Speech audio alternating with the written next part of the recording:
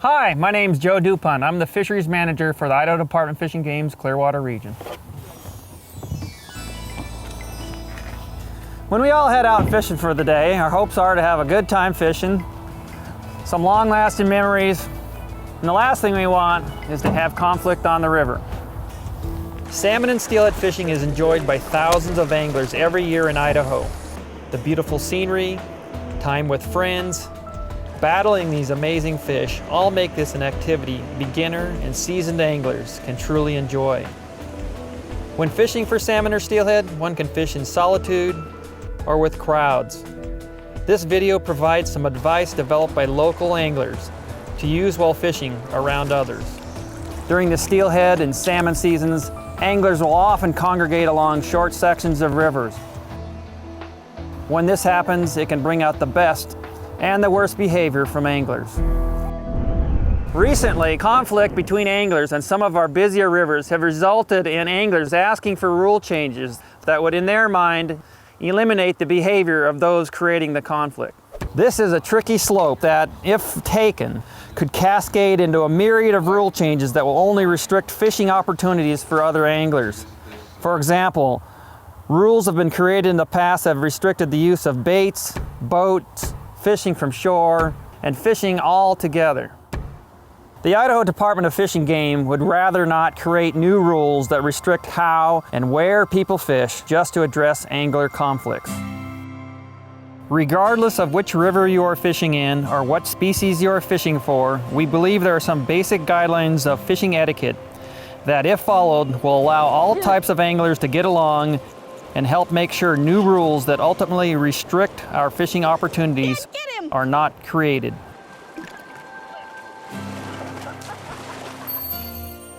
There are 3 guiding principles that, if followed, will solve almost all forms of conflict that somebody could encounter when fishing. But it's important for us to remind ourselves of them before we go fishing, as well as in all aspects of life. They're pretty simple. Treat others how you want to be treated. Hey guys! Talk respectfully to others around you. We didn't see you. We'll move over to the other side. I'm sorry. Hey, it's all right. Appreciate it. And be tolerant of others' mistakes. I know these seem obvious, but if we could put these ideas into practice, it would go a long way to keeping peace on the river. In addition to these simple guidelines, it's also helpful to know and employ some long-accepted strategies anglers commonly use to reduce conflict.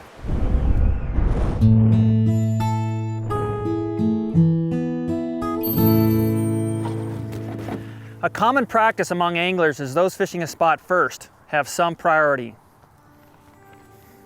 This means someone fishing a spot first can expect to fish in the manner they choose without being disturbed by someone who arrives later. If conditions aren't crowded, anglers may reasonably expect to fish in some solitude.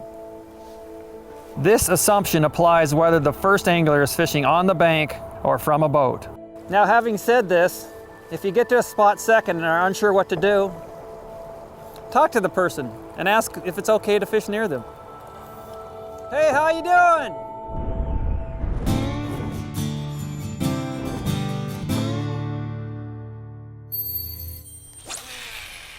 Now, life is rarely perfect.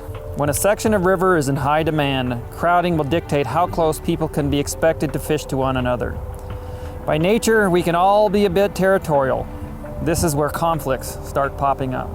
When it comes to fishing for salmon and steelhead, it's not uncommon for anglers to gather along the same section of river.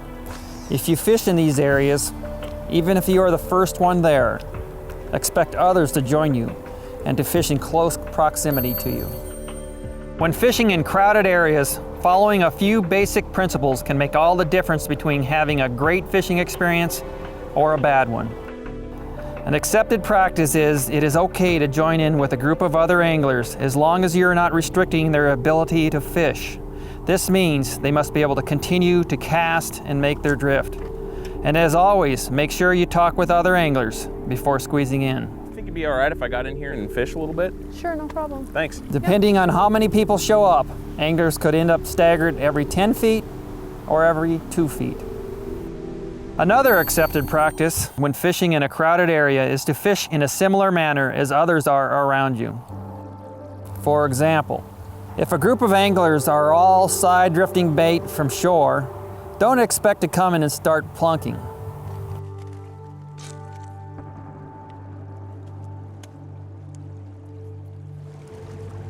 If you come to a spot where anglers are side drifting from a boat, don't expect to drop anchor here. If you don't know how to fish a certain section of river, the best thing to do is ask.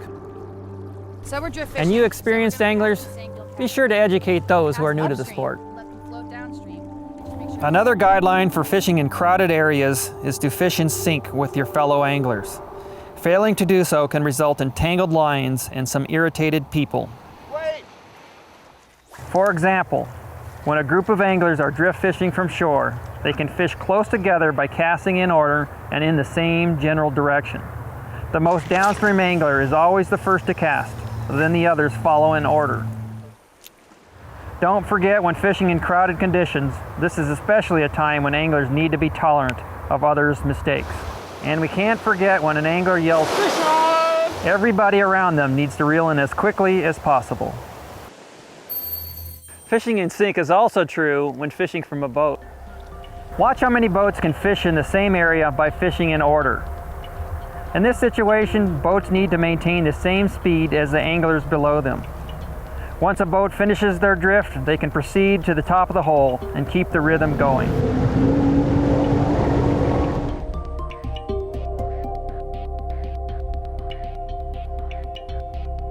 Going at different speeds or out of order is likely to irritate those fishing around you and lead to tangled lines. A suggestion for anglers: if you don't want to fish in a similar manner as those fishing around you, try finding another spot where you can fish without impacting others. If you elect to fish in a crowded area, realize it is very likely that somebody may accidentally cast over your line when you have a fish on. If you can't stay cool in a situation like this, maybe it's best to fish elsewhere.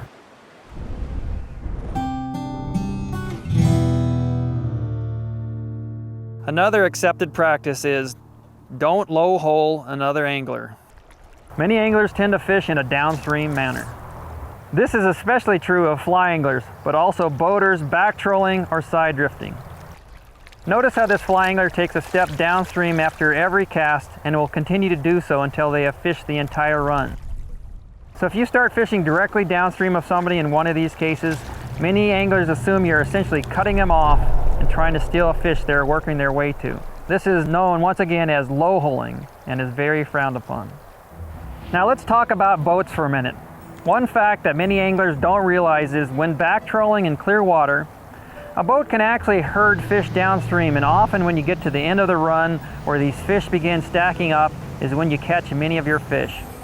Cutting somebody off or low holing them and getting to these fish first can cause tempers to flare. To avoid low holing another angler, whether they are in a boat or on shore, the rule of thumb is to start fishing upstream of them and then proceed downstream behind them at a similar speed. In some situations, an angler may fish in one spot and not move. Hey, how you doing? Oh, good. In this case, it may not bother the angler if you fish downstream of them. However, don't assume this. Remember, a very important rule on the river is to talk with an angler first. Hey, do you mind if I fish right here below you? Oh, sure, go ahead. I'm just fishing this point here. Go ahead. All right, thanks a lot. So you know you aren't impacting their fishing experience.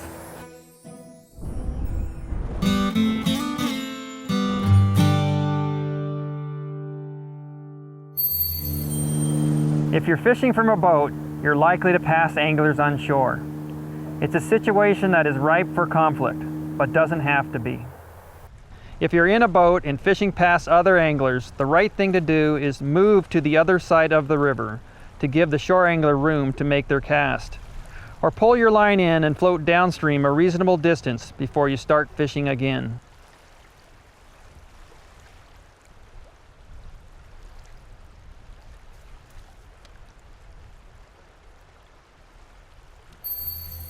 When in doubt, talk to the other anglers. You'll often be surprised how tolerant other anglers are if you just ask how far out they would like you to fish. No, fish on through. it's likely they'll tell you not to worry and fish on through. Repeatedly drifting through a hole multiple times in front of another angler is a sure way to create conflict. Please don't attempt to do this unless you talk to the angler first. At the same time, bank anglers need to be aware that if a boat is already fishing a hole, Hey guys, they should not expect to start fishing and have the boater change Good. what they are doing. mind if I fish here? Remember, those who are at a spot first have priority. Well, we've got this pretty well covered. There's another good spot right around the corner though. Okay, thanks a bunch. Many times the boat anglers won't mind letting the bank angler fish in, but sometimes not. Just be sure to ask. One of the most frequent complaints we get on some of our rivers is about boat wakes. On many of Idaho's rivers, motorboats are allowed and have a right to fish these waters just as much as everybody else. However, if you elect to fish from a motorboat, it's important to do it in a safe and respectful way. A guiding principle in the fishing community is the driver of a boat needs to think about the impact the wake of their boat will have on others. For example, What are you doing? anytime a wake can put somebody in danger, cause damage to a boat,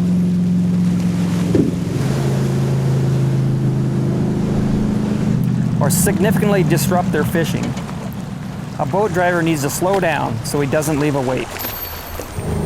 Even though boaters are responsible for minimizing their wake, there are places they must travel at higher speeds and just can't slow down. Examples include, in shallow water, boaters need to stay on step or plane to make sure they don't hit bottom. Boats traveling upstream against a heavy current need to use more power and travel at higher speeds to navigate these fast waters. When these conditions exist, all anglers need to be aware of them. If you are fishing in a place where boats need to travel at higher speeds, make safe choices. Don't put yourself at risk by wading out too far in these areas. Be aware of where the boating lane is. When you hear boats coming, be sure to be in a place where boat wakes will not influence your safety.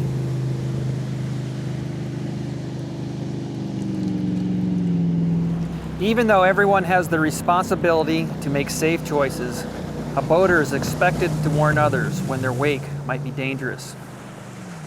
Before a boater enters an area where they have to travel at high speeds and can't slow down, they need to stop and let anglers know they are coming through. Boaters can do this by honking their horns, waving or shouting to give others a chance to get out of the way. Since all boaters will find themselves in a situation at some time where they must travel by another boat or angler at higher speeds, it's important to know how to leave the least amount of wake when passing others. First, when boats are on step or plane, they travel faster, but leave less wakes than boats traveling slower and plowing through the water. Secondly, an important factor for a boater to learn is how to throw the wake. To throw it away from somebody, you do it by turning the stern away from them. This literally directs the mass of the wake in the opposite direction. If you're on shore, this is what you'd experience with the wake thrown away from you. This is what you'd experience if the wake was thrown toward you. It can make a big difference when it comes to safety.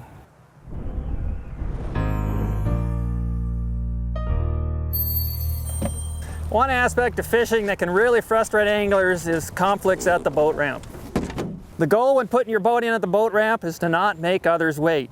Make sure your straps are off your motor is up, your rods are all in the boat, your cooler's in there, your plugs are in place. That way, when it's your turn to put your boat in, you can quickly back it down and you won't be making others wait.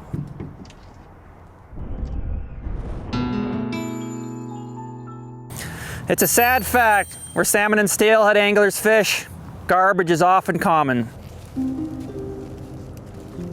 I don't know about you, but this really bothers me. We all have a decision to make. You can be known as the type of person who could care less about what our rivers look like, or you can be known as the type of person who does their part to keep our rivers clean. It seems like a fairly easy decision to make to me, and it's easy to do.